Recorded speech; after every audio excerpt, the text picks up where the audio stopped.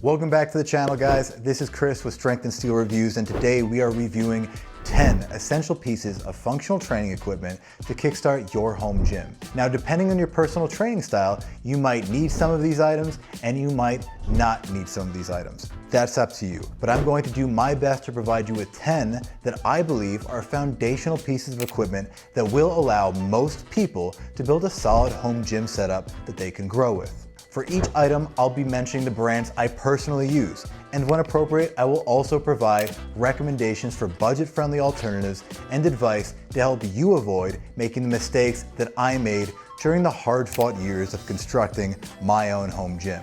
So whether you're trying to figure out where to start with your home gym or you're just searching for new ideas, you are in the right place. And of course, any items discussed during this video will be linked in the description below. And please let me know in the comments what items you think I've missed, which ones you would replace, and what you might want to see in the next video. But all right, we've got 10 items to cover, so we best get to it. Let's roll. First up, you'll want some solid floor protection for your gym, and horse stall mats are an excellent choice. They are super easy to clean, they're incredibly durable, and importantly, they're affordable. I bought mine from Tractor Supply for like 40 bucks a mat. I threw them down in my garage, applied some Gorilla Tape along the edges to keep them tight, and they've been there ever since. Years later, these mats are still going strong. They've taken a beating, but they're still just as good as when I first set them down. Just keep in mind, horse stall mats are super awkward and heavy, so depending on how many you intend to pick up, I would advise that you arrive with help. Second on our list is a power rack. Now, to me, this is a must-have for any serious home gym. No, you don't need it, but I do believe if you have the funds to spare, it is a worthwhile purchase. A rack allows you to perform squats, a variety of presses, cleans, and so much more. And nowadays, you can get a rack for under $300 on Amazon. But personally, I wouldn't shortcut this purchase. I think you should invest in a brand that you can trust in. And for me, that brand is Rep Fitness. Now, Rep's PR1000 rack is affordable and reliable at 380 bucks, probably around $400 with taxes included, but shipping is free with all Rep products, which is a very fine thing. Now, personally, I own Rep's Athena Power Rack, which is essentially a power rack with side-mounted functional trainers. I love it, I use it all the time. If you're searching for a rack that incorporates a functional trainer, it's certainly worth looking into. But just keep in mind, this is a big price jump, and I don't consider a functional trainer to be a necessity for most home gym owners. But ultimately, that is for you to decide. I would advise starting small and then building your way up. Building a home gym is a marathon, it's not a sprint. Take it slow. Next on our list is an Olympic barbell. To me, this thing is basically the heart of a home gym. It doesn't take up much space, just around 7 feet, though I would advise that you leave a few additional feet on either side so that you can easily slide plates on and off the sleeves of the barbell, but it's an essential tool that I believe should not be ignored. Now, as I said earlier, you don't need a power rack, but man, it sure gets along with a barbell, which is why I recommend it. But even without a rack, barbells can be used for so much. You can do deadlifts, Romanian deadlifts, you can do cleans, snatches, you can even do curls. There's so much fun to be had. Look at me go. And even good barbells are not alarmingly high in cost. I actually own both the Rogue Ohio bar and the Rep Fitness Colorado bar. But if I'm being honest, I much prefer the Colorado bar. The knurling is way more aggressive, which allows for a better grip. Plus, it's cheaper than the Ohio bar. It stands at $299 compared to the Ohio bar at $350. But realistically, these are both great barbells, and you can't go wrong with either. Choose wisely, my friends. So if you followed my advice and you got an Olympic bar, you would also need Olympic plates. Now, if you plan on throwing your barbell around a lot, I recommend getting bumper plates. They're rubber plates designed to absorb impact and to protect both your floor and the bar. For me and my setup, I use Cap Olympic plates, which are affordable and they have handles, which I love. Do not undervalue the significance of handles, people. They're terrific when loading a barbell, especially when preparing for a lift off the floor like deadlifts. I also have 8 45-pound plates for a company called FitFids. I kind of wish they were Cap, but they are fairly priced and I could put stickers on those. Yay. Item number 5 on our list is an adjustable bench. So you can get away with a flat bench, but right now there are so many adjustable benches being designed by so many different companies, and so many of those are affordable options. To me, an adjustable bench offers far too many benefits to ignore. Incline presses alone might be a reason enough for me to stick to an adjustable bench, but the incline is useful for curls, flies, lateral raises, and so much more. If you're looking for a budget-friendly option, the Flybird adjustable bench is a great choice. That was the first bench that I ever owned. I got it during COVID. It's a solid bench, though the seat is oddly wide and kind of awkward, but with time spent, you adjust. Currently, I'm using the Rogue Adjustable Bench 3.0, and it's built like a tank, but it's also wildly expensive and definitely overbuilt in classic Rogue fashion. It's built to last, and it's a fine bench. I actually really do love it, but if you're on a budget, there are definitely more affordable options that do the job just as well. Next up is a big one, adjustable dumbbells. Now, I know traditional dumbbells are cool, a whole wall of glistening steel and glorious possibility, I get it.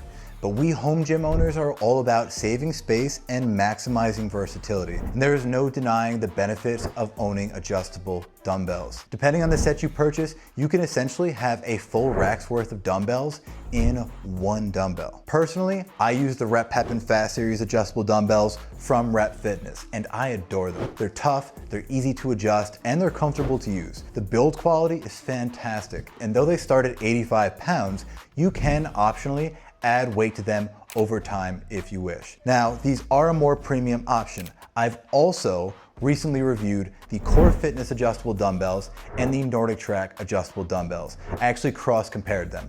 I'll provide a link to that review in the description below. These are both solid, budget-friendly options, though they do cap out at 50 and 55 pounds respectively. But at their price point, they're fantastic choices if you're looking to keep costs down. But listen, regardless of your choice, I highly advise that you consider adjustable dumbbells. They're an incredible space saver, and they have improved greatly over the years. You won't regret it. Item number 7 is an adjustable kettlebell. All the same benefits of adjustable dumbbells apply here. You continue to save space and to maximize versatility, but now you have access to all new kinds of fun. With kettlebells, you can do swings, windmills, squats, cleans, much of which just feel better with kettlebells. If you're into kettlebells, adjustables are definitely worth considering nowadays. They too have improved vastly in construction and in price. Now, personally, I use the Bowflex adjustable kettlebells, which sell at a great price. They're usually at about $130 per kettlebell. I actually have 2 of them, and I have them mostly due to the ease of their dial-based adjustment system. It's just so easy to use. That said, the Bowflex kettlebells are made mostly of plastic, so if you're tossing them around, you may want something a bit more durable. If that's the case, I'd point you to Rep Fitness's adjustable kettlebell. This one has a similar fast changing adjustment system. It's just not as fast as Bowflex's, but it's fast. And this kettlebell is powder coated, so it's more resistant to wear and corrosion. It's also more expensive, but still I think it's a great option for most home gym owners, especially if you like to abuse your kettlebell. Now, I've reviewed both of these kettlebells in one of my earlier videos. If you want to check that out, I will also link that in the description below.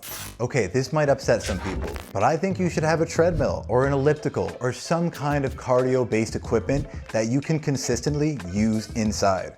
For me, that's a treadmill. Now, I know many of you will say, Chris, why don't you just go for a run outside? And I'd say, yeah, you can do that. I do that too, but have you run in the freezing cold? It sucks.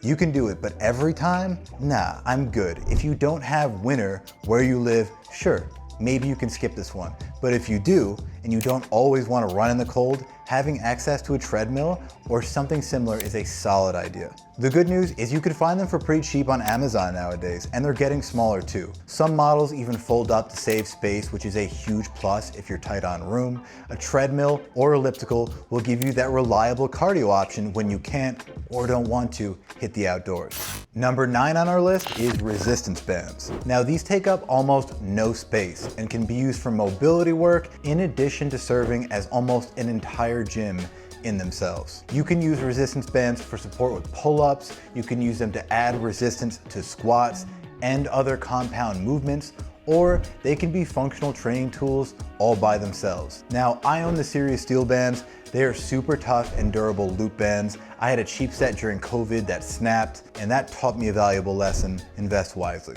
So I did, and these Series Steel bands have served me well ever since. Last on our list, but certainly not least on our list, a pull-up bar, or in my case, a pair of gymnastics rings. Essentially something you can use to pull up. Now, some power racks that you may be considering might already include attached pull-up bars. So if that's the case, you're already covered. But I've got to say, even then, gymnastics rings are fantastic.